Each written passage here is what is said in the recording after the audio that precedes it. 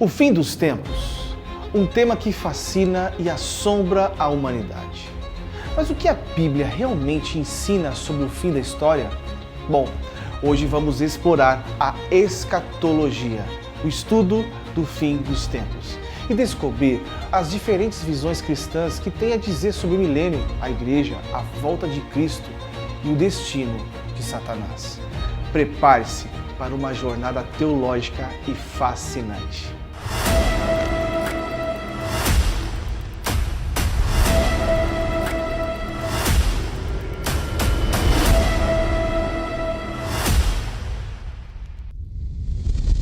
O que é escatologia?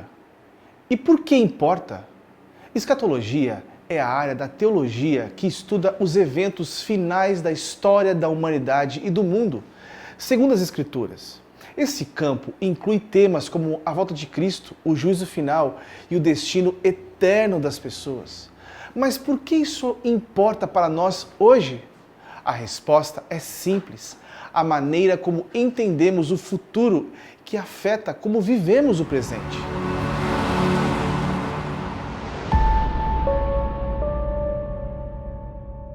A escatologia é dividida em três principais visões que têm influenciado cristãos ao longo dos séculos: o pós-milenismo, o pré-milenismo e o amilenismo. Cada uma oferece uma perspectiva única sobre um reinado milenar de Cristo. Mas vamos começar agora falando sobre o pós-milenismo. O pós-milenismo ensina que Cristo voltará após o milênio, um longo período de paz e justiça na Terra, iniciado por meio do avanço do Evangelho e do crescimento da Igreja de Cristo. O pós-milenismo, vamos falar sobre isso, o pós-milenismo e a Bíblia.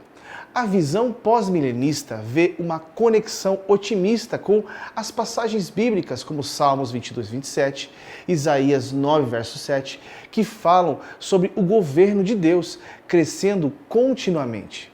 Para os pós-milenistas, o milênio é uma era onde o cristianismo influencia positivamente o mundo antes da volta de Cristo.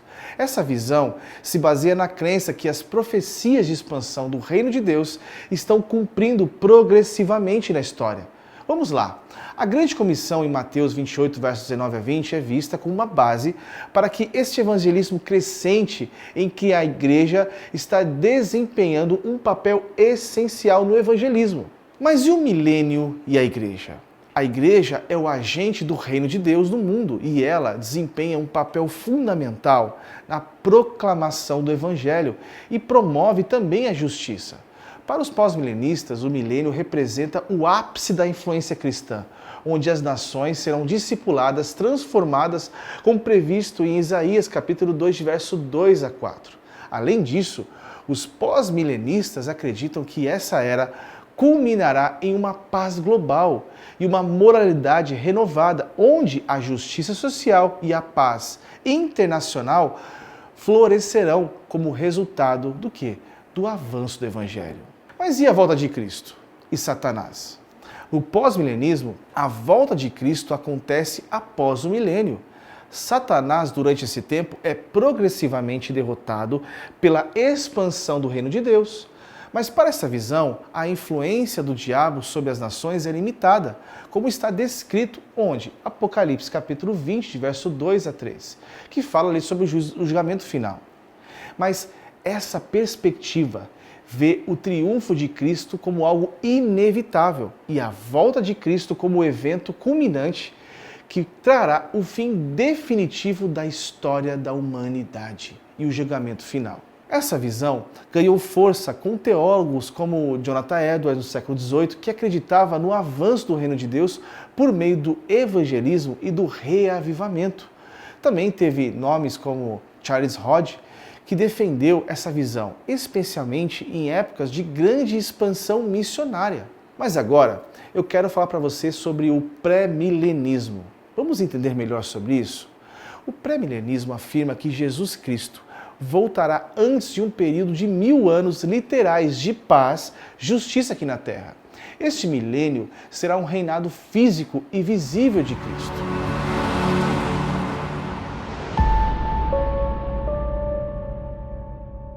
Vamos entender agora sobre o pré-milenismo e a Bíblia. Os pré-milenistas baseiam-se em textos como Apocalipse capítulo 20, de verso 1 a 6, onde se descreve Satanás sendo aprisionado por 1000 anos e Cristo reinando sobre a terra. Para eles, este milênio é literal, um tempo futuro onde Cristo governará pessoalmente sobre todas as nações, como está prometido nas passagens de Zacarias capítulo 14, verso 9. Essa visão também se conecta a outros textos proféticos do Antigo Testamento, como Isaías 11, verso 6, que descreve um reino de paz, onde o lobo viverá com o cordeiro. Agora, preste atenção. Para os pré-milenistas, essas passagens ainda aguardam o quê? O cumprimento literal. O milênio e as alianças. Vamos entender melhor sobre isso?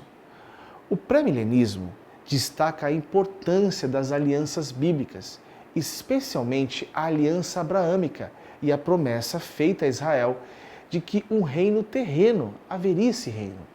As promessas feitas a Davi em 2 Samuel capítulo 7, verso 12, de que um dos seus descendentes reinará para sempre, e são vistas como um aspecto fundamental do milênio.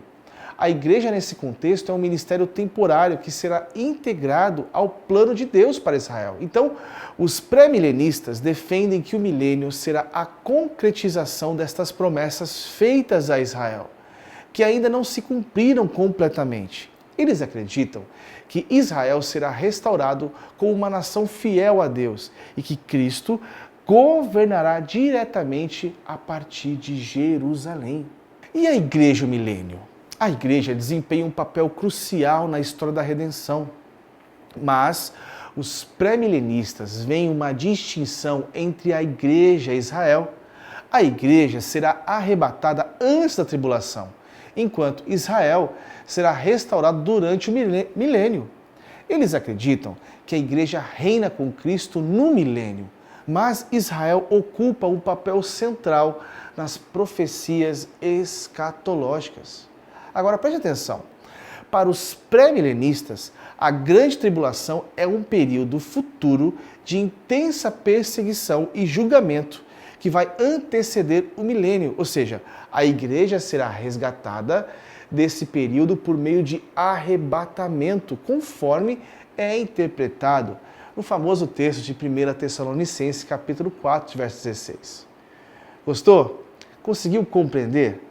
Agora vamos compreender sobre a visão pré-milenista que foi popularizada no século XIX pelo movimento dispensacionalista. Teólogos como John Nelson, Derby, Scofield.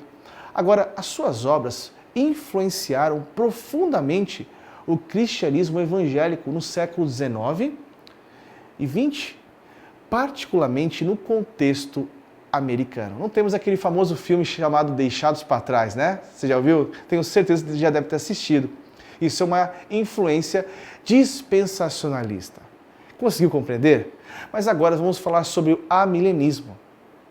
O milênio, para o amilenismo, ensina que não haverá um reinado milenar, ou seja, 100% literal de Cristo na Terra. Em vez disso, o milênio é simbólico e representa o período atual entre a primeira e a segunda vinda de Cristo.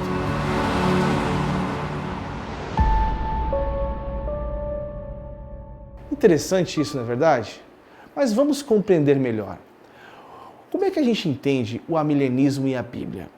Para os amilenistas, o milênio é uma metáfora para o reinado espiritual de Cristo sobre a igreja.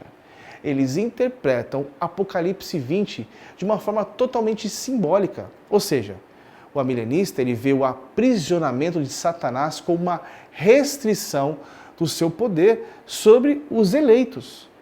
Você já parou para pensar sobre isso? Além disso, os amilenistas apontam para passagens como Lucas 17, verso 20 a 21, onde Jesus diz que o reino de Deus não vem de maneira visível, mas já está presente nos dias de hoje.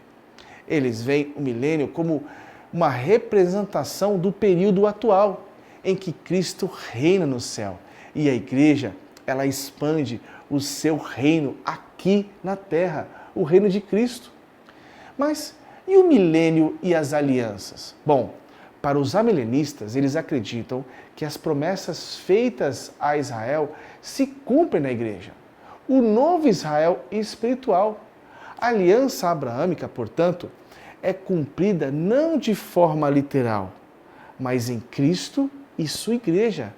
Portanto, o amilenista vê a igreja como o verdadeiro povo de Deus, herdeiro das promessas feitas a Abraão, como também está descrito em Gálatas capítulo 3, de verso 29. Bom, existem evidências interpretativas do amilenismo. Eles apontam passagens como Efésios capítulo 3, verso 5, onde Paulo menciona que o ministério do Evangelho foi revelado aos apóstolos e profetas, unindo os judeus e gentios na Igreja de Cristo. Para eles, é o cumprimento da promessa. Então, vamos entender melhor. O apóstolo Paulo, particularmente em Efésios, ele fala sobre essa unidade entre os crentes, tanto judeus quanto gentios, como sendo um aspecto de chave do cumprimento das alianças bíblicas. Deu para entender? E Agostinho em Era Moderna? Essa visão foi popularizada por Agostinho no século IV e tem sido amplamente aceita pelos teólogos reformados e católicos ao longo dos séculos. Na Era Moderna, teólogos como Anthony Roquema defenderam essa posição, argumentando que o foco da escatologia deve ser somente a glória de Cristo e não o reino terreno. Então, para os amilenistas, o foco escatológico é no retorno de Cristo e não no julgamento final, em vez de uma intervenção terrena e prolongada. Eles acreditam que o milênio já está acontecendo espiritualmente à medida que a igreja age como o corpo de Cristo no mundo. Mas o que o futuro revela sobre o nosso presente? Já parou para pensar nessa pergunta? A escatologia não é apenas sobre o futuro, mas também sobre como vivemos hoje. As diferentes visões do milênio refletem diferentes maneiras de entender o reino de Deus, a igreja e o plano de Deus para a humanidade.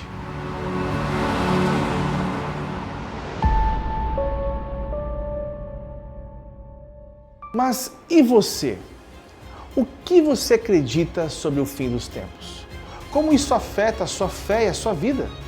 Continue conosco nessa jornada teológica, pois há muito mais a ser explorado. Espero você nos próximos episódios e vamos discutir questões sobre arrebatamento, a grande tribulação e o juízo final. Que o estudo da escatologia aprofunde a sua fé e lhe traga esperança no retorno de Cristo. Cristo Jesus, a esperança da glória.